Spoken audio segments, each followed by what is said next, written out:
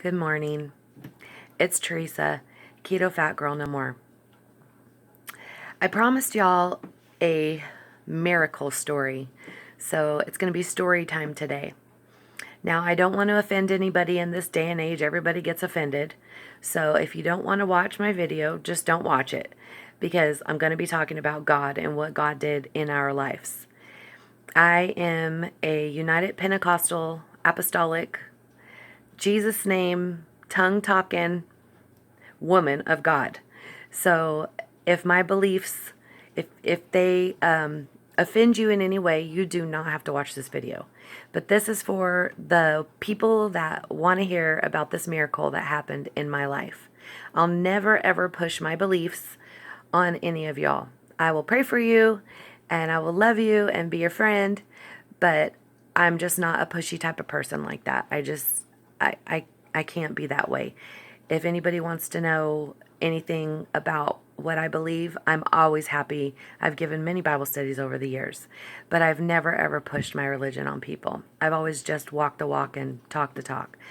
And anyways, I've got two amazing stories that happened to us in the very same year. Well, within like 6 months apart. It was in 1992 and 1993. The first story I'm going to tell you about was so amazing that I've told this story over the years to so many people. I'm going to start crying just thinking about it. But God is so good and He's done so much in my life. And that's why I always ask y'all to pray, because whenever I'm going through something, because God answers prayer. Mind you, my husband got the job. So there's another prayer answered. So, okay. So the story starts. July of 1992, I got pregnant. I got married, and then I got pregnant. I got married July 27th of 1992, and then by the end of August, we found out I was pregnant. I was just a couple weeks pregnant. My husband didn't want to wait. He wanted to start having kids right away. He had been married before and had been divorced for about 5 years when I met him, and he has 2 kids from a previous marriage, which my stepkids, every once in a while you hear me talk about my son. That's who I'm talking about, my stepson, but he's my boy. I love him. He's always called me mom. He was 6 when we got married. My stepdaughter I've never been close to, and she doesn't have anything to do with us. But our son, we have always had a relationship with him and his kids. Okay, so back to the story. I don't want to get off track, get twisted in another area or something. But okay, so this is what happened. I got pregnant. August of 92, we found out I was pregnant.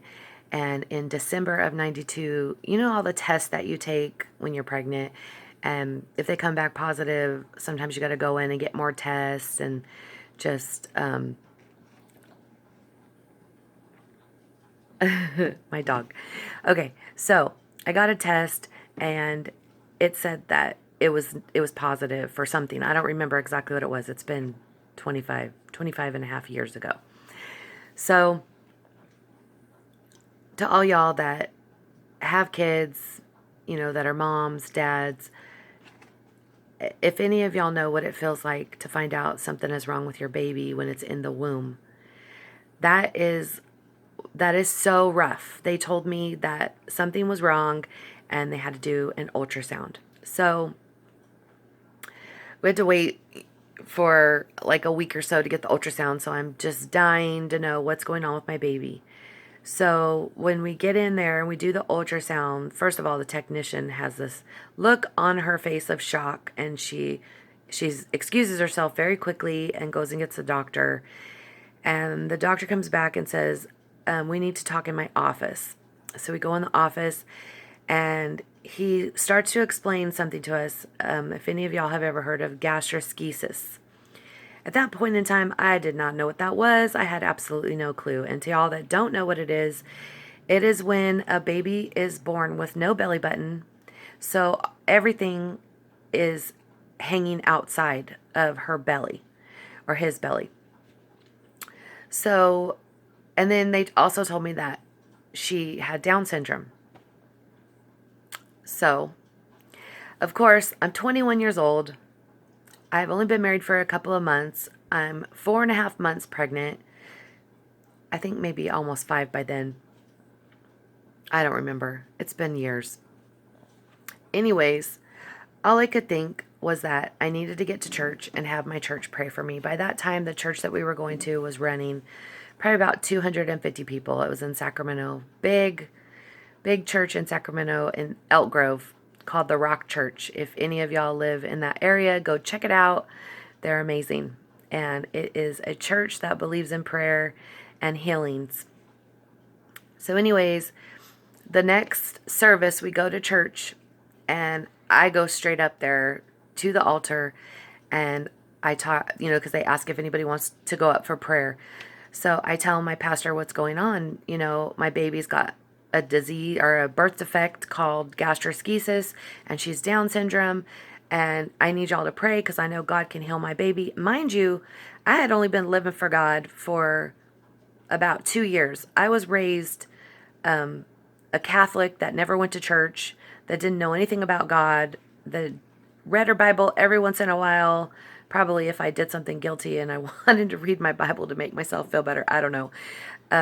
I was not raised going to church. I didn't go to Sunday school when I was a kid. I really knew nothing about God until I came to this church when I was 17 and received a life-changing experience that has stuck with me all these years. It's been 30 years. And anyways, I go to the altar and I tell my pastor, Brother Nathaniel Wilson, what's going on with my baby. And he says, Sister Theresa, we are going to pray for you right now. We're going to pray for this baby and we're going to believe God for a healing. And I said, okay. And I was trusting and I was believing, I was knowing God was going to heal my baby. So, of course, he puts oil on his fingers because we believe in, anointing with oil. So he anoints me with some olive oil, and a lot of the men of God in the church come surround me and pray for me. And when he laid his hand on my forehead, he just barely went like this on my forehead with the oil on his hand. I felt the power of God so strong. I felt healing virtue flow through my body. It felt like hot butter from the top of my head to the soles of my feet. I will never forget what that felt like. So I just knew my baby was healed. She was going to be completely healed. And then we had to get an amniocentesis, I think it's called. Is that what it's called, y'all? When they stick that long needle inside your stomach and they pull out the amnio fluid. If y'all are hearing any kind of weird noise, it's my dog. She's on the floor below my feet and she's snoring. Okay. So we go get the amniocentesis and I have to wait a couple of days for the results. And then I get the results and they tell me, oh, your baby doesn't have Down syndrome. I'm like, what? Okay. So then I call my pastor, of course, and I tell my pastor and he says, okay, well, there's one for God. She doesn't have Down syndrome. So let's just see what happens with, the rest of the pregnancy and how, your delivery is and everything. And then he asked me, do you have a name picked out? And I said, yes, Brother Wilson. We're going to name her Alexandria. It means helper and defender of mankind. And he said, okay, Sister Theresa, I don't want anybody calling that baby Alex because that's a boy's name. So let's call her Allie. So Brother Wilson's the one that named my daughter Allie. So, okay, well, fast forward to the delivery. Let me see. She was born 4 weeks early. So at 36 weeks, me and my husband had just got done eating a humongous meal. And I was laying on the couch and all of a sudden I heard it with my own ear. I heard pop. And I told my husband, babe, what was that noise? Of course, it's my first time being pregnant. I have absolutely no clue that my water just broke. And he goes, babe, stand up. Excuse me. He goes, babe, stand up. I think your water just broke. So I stand up.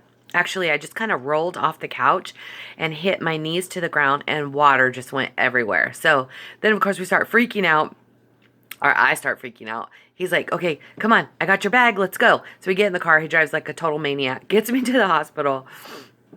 So I will fast forward because I'm already at 10 minutes. So my labor was 14 and a half hours. And they had me do it naturally. I didn't get an epidural or anything. I really to this day feel like I should have gotten a C-section, because when she came through the birth canal, even more of her insides came out. Actually, everything that was inside her stomach except for her liver pushed out of her stomach when she was coming out of the birth canal. So to this day, I always felt like, if they would have did a C-section, maybe it wouldn't have been as bad. But I'm still extremely thankful. This is what they told me. They said that she would be in the hospital for at least 6 months, that she would have 2 to 4 surgeries, and that it would just, be a really, really long haul. Well, God did it. My church never stopped praying. They were always at the hospital. They said they never saw a baby have so much traffic. My pastor and his wife, brother and sister Wilson, were up there praying for her. The waiting room was always full. My baby, which is now 25 years old, was only in the hospital for 1 month. 1 month. They said 6 months. She was in the hospital for 1 month, and she had 1 surgery. They said 2 to 4 surgeries because, they got to put all the intestines back in, and then they have to make sure that her bowels are working correctly. So she couldn't come home until she did a poopy doopy. That's what we call them. So after 1 month and 1 day, which was my mother's birthday, my mom was praying that my baby would come home on her birthday, which was May 23rd. She did. She came home. And this child of mine, I have heard stories about kids with gastroschisis dying before they turn 5 years old because things happen and shift around and they stop working and their poor little tummies. Oh my goodness. So for years, I always felt like nothing was going to happen to my baby because God had touched her in the womb. Not only had he, healed her from Down syndrome, but he touched her intestines and he touched her belly. And this kid just had her second baby. And the doctor actually had to make her a belly button so it looks like a little sunburst, and it just kind of spreads. She doesn't get very big when she's pregnant. She's a very tiny little girl. She's 5'3" and a size 0 before pregnancy. So her little tummy is just so tiny, doesn't get very big. So because I was worried about that belly button that Dr. Marr had made for her, and it just spreads out a little bit, and then it goes back after she has the baby. And so all I know is God healed my baby, and now this child just had her second baby. So anyways, I tried to make it short. I know y'all wanted to hear something, so I know this will tug at heartstrings of mothers. And I got another story to tell too, so I'll tell that one next on the next video. But this was my first story time, so most of my videos are about keto. So if you haven't already subscribed, please do so. Share and like and ring that bell. God bless. Y'all have a blessed day and enjoy your families. Bye-bye.